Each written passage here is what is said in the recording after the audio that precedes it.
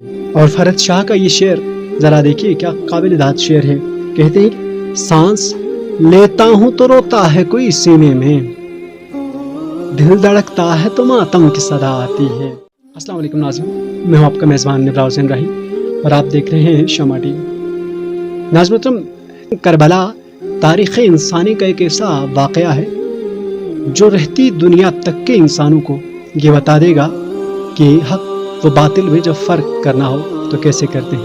یعنی کربلا معرکہ حق و باطل ہے.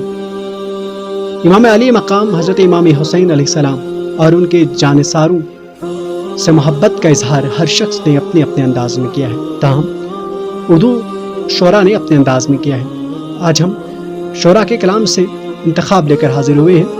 آئیے اس انتخاب پر نظر کرتے ہیں.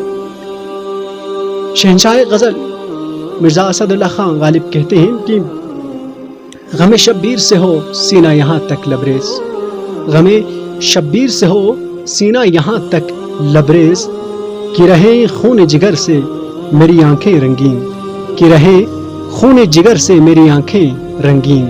اور فرحت شاہ کا یہ شعر ذرا دیکھیے کیا قابل داد شعر ہے.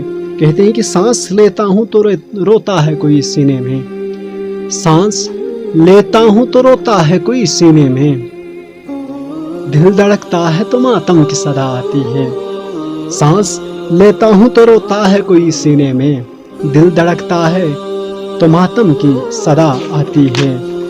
اور پھر عباس تابش کہتے ہیں میرے سینے سے ذرا کان لگا کر دیکھو، میرے سینے سے ذرا کان لگا کر دیکھو، سانس چلتی ہے کہ زنجیر زنی ہوتی ہے، سانس چلتی ہے کہ زنجیر زنی ہوتی ہے.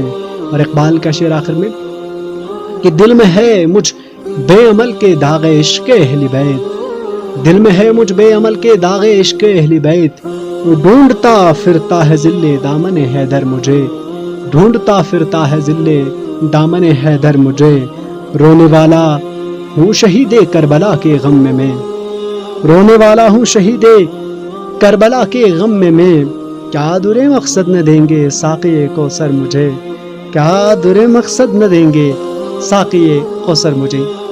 آج کے لیے اتنا ہی، مزید انتخاب لے کر حاضر ہوں گے ہم اگلی ویڈیو میں. تب تک کے لیے مجھے اپنے میزبان نبراء حسین راہی کو دیجیے اجازت. اللہ نگہبان.